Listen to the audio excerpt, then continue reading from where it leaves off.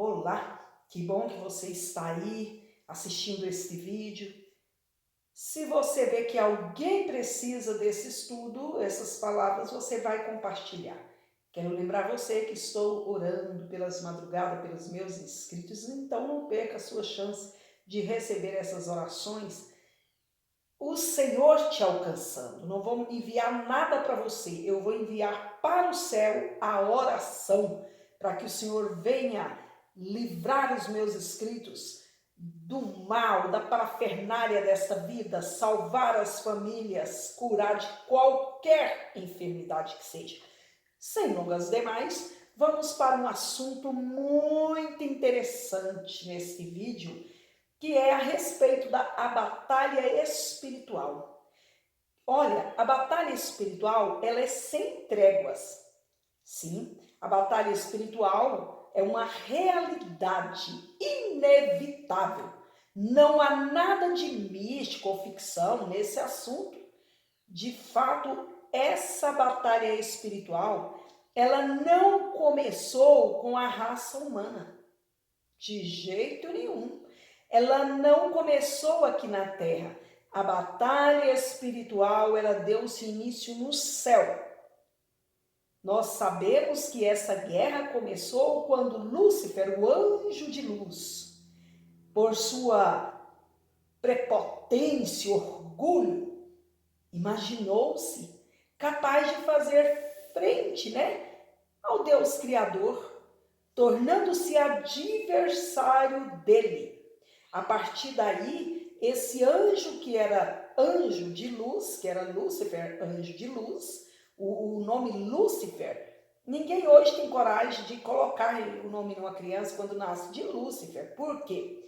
Porque lembramos desse adversário, que era luz, um anjo de luz, porém se tornou então Satanás, o adversário de Cristo e o adversário de nossas almas. Ele quer o mal para a humanidade, Lembremos que esse inimigo, Satanás, ele é ferronho, viu? De toda a obra da criação divina. Ele não tem nada a ver com a criação, ele tem a ver com a destruição. Se você for lá e tiver um tempinho aí, leia Isaías, 14, ali do 12, a partir do 12, até o 16 por ali, também você vai encontrar essa notificação em Ezequiel 28, Aí 28, 14 até 19, ali essas passagens vão nos informar a queda de Lúcifer, Então se deu lá no céu. Então vamos aí entender que primeiro, a característica fundamental da vida é a luta. O apóstolo Paulo, ele foi enfático aos Efésios, quando ele, no capítulo 6, do 10 ao 12, fala sobre sede fortalecidos no Senhor e na força do seu poder.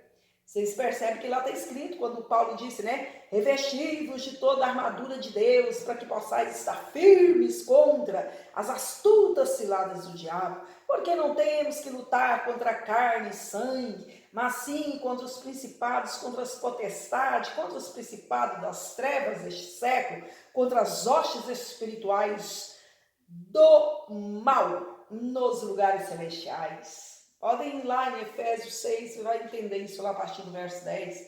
Então, nessa batalha, Jesus se tornou o modelo de lutador para os seus discípulos, Ele veio a este mundo para destruir as obras de Satanás. Está lá em primeira carta, na primeira carta de João 4:8.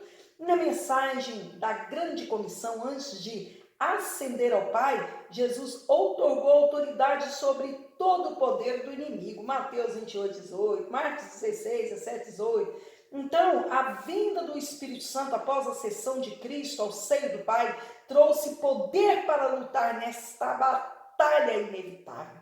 Segundo é que, no que consiste essa batalha espiritual, eu lhe faço uma pergunta: será no que consiste tudo isso, O apóstolo Paulo aconselha que devemos ficar firmes. quando formos surpreendidos pelo ataque do diabo no dia mau. Está lá no verso 13 de Efésios 6, né? Isso dá a ideia de que nem todo dia é mau, no sentido de que nem todo dia somos atacados de maneira frontal pelo inimigo, mas devemos estar prontos, dispostos a resistir, né? Esse dia mau, porque certamente a vitória é garantida aos fortalecidos na força do Senhor.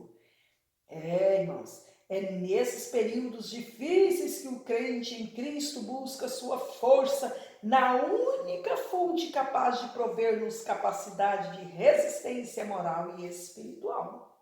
Também entendemos que, no princípio de toda a criação divina, tudo era comum e perfeitamente harmonioso, até que o adversário rebelou-se contra o Criador, contra o seu governo, Isaías 14, né? 13, 14. Em sua rebelião contra Deus, todas as estruturas criadas e estabelecidas foram afetadas.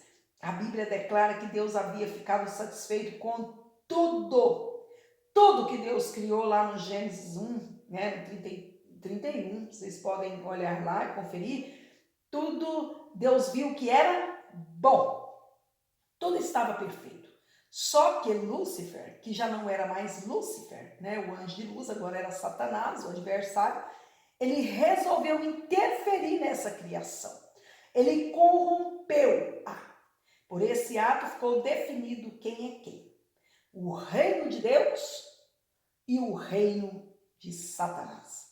Então entendemos que os reinos opostos não são iguais. Vamos entender que os dois reinos são opostos, eles são diferentes. É falsa a teoria que defende a ideia que coloca o diabo como igual a Deus. Essa teoria tem sido demonstrada ignoramente, irmãos, por muitos cristãos e pregadores que passam a impressão de que Satanás é uma ameaça a Deus. São dois poderes, um maior, outro menor. Deus é onipotente, mas o diabo não tem poder, ele não tem todo o poder, ele tem uma coisinha por aí, mas todo o poder ele não tem, ele é limitado, por isso não pode ser comparado com o Senhor, né? Os dois reinos, vamos entender aqui que os dois reinos se opõem em batalha. Na primeira batalha cósmica, né? Nós vamos entender que Lúcifer levou atrás de si uma grande multidão de anjos. A partir daí, ele formou seu próprio reino constituído de demônios, né, anjos caídos e homens sem Cristo. Os que servem ao reino de Deus se identificam com as coisas, queridos, deste reino. Entretanto, a diferença, né, entre os dois reinos se nota em suas manifestações. Os que estão no reino da luz trazem suas obras distintamente das obras das trevas. A Bíblia declara que o Senhor conhece os que são seus. Né? Está lá em 2ª carta a Timóteo 2,19. A soberania de Deus, queridos, é incomparável. Por isso, nenhum outro poder pode ser igualado. Ele está acima de Satanás e não corre o risco de perder essa posição, pois se trata de uma posição em estado eterno. Sua soberania é única. Então, fique do lado do Senhor. Aqui está uma palavra para você.